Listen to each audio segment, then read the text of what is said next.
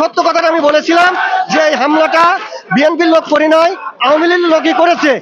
আর এটাই ছিল আমার অপরাধ। এটা আমার ঊর্ধ্বতন অফিসার এসি আকরাম সাহেবকে, সেই এসি আকরামকে এখন যদি আইনের আওতায় আনা হয় তাহলে কনস্টেবল ফরহাদ হত্যার সুষ্ঠু বিচার পাওয়া যাবে। ওই সময় গিয়ে বা কারা হত্যা করেছিল এর সঠিক সমাধান পাওয়া যাবে।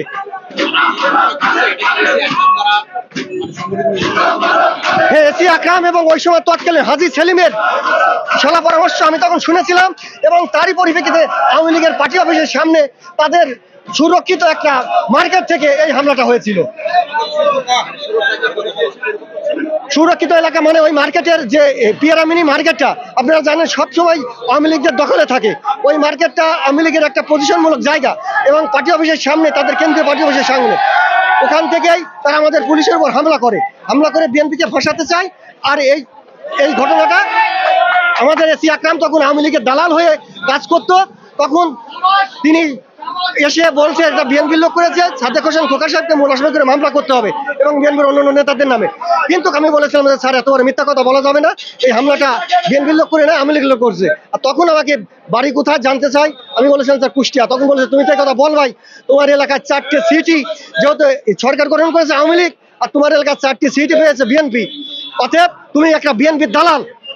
তবে আমি যদি একটা সত্য কথা বলাই বিএনপির দালাল হয়ে যায় তাহলে আপনারাই বলেন, তাহলে আমাদের সত্য কথা বলা যদি আমাদের অধিকার হয়, সত্য কথা বলা যদি আমাদের দায়িত্ব হয়, তাহলে সত্য কথা বললে আমার চাকরি চলে যায়, তাহলে আমরা কোন কথা বলবো?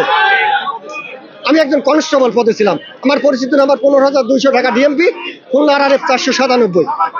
আমাকে পরে এই ঘটনার পর 1 মাসের মধ্যেই আমাকে খুলনাতে পোস্টিং করে দেয় জনস্বার্থে পোস্টিং থেকে পরে তারা অন্য একটা ঘটনার সাথে চক্রান্ত করে একটা মিথ্যা, এই দেখেন আমাকে দেখাইছে যে কনস্টেবল ফরহাদ ঘটনার সাথে জড়িত হয়ে আপনি একটা ধ্বংসাত্মকমূলক কাজ করেন।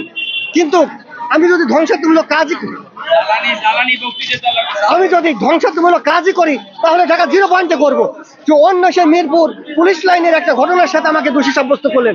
যখন এই ঘটনাটা ঘটেছে তখন আমি ঢাকা 0 পয়েন্টে ডিউটিরত, আর এই ঘটনাটা ঘটেছে সন্ধ্যা 7টায় পুলিশ লাইনের রোল কল অনুষ্ঠানে। আমি তখন 7টা থেকে রাত 12টা পর্যন্ত আমার ওই পুলিশ সদস্য ভাইদের সাথে। তাহলে বলেন কতটা চক্রান্ত তারা আমার বিরুদ্ধে করেছে। আমি এই যে আমার কাছে পবিত্র কোরআন শরীফ আছে, আমি এই সবার করে বলতে পারি এর সাথে আমি বিন্দু মাত্র জড়িত না। অতএব আপনাদের মাধ্যমে আমি সুষ্ঠু সমাধান চাই, আমার চাকরিটা ফেরত চাই এবং আমার মতো যে সমস্ত ভাইয়েরা বিনা কারণে চাকরিচ্যুত হয়ে এখানে বৈষম্যের শিকার হয়ে আছে ওদের প্রত্যেককে চাকরিতে ফেরত চাই। পুলিশ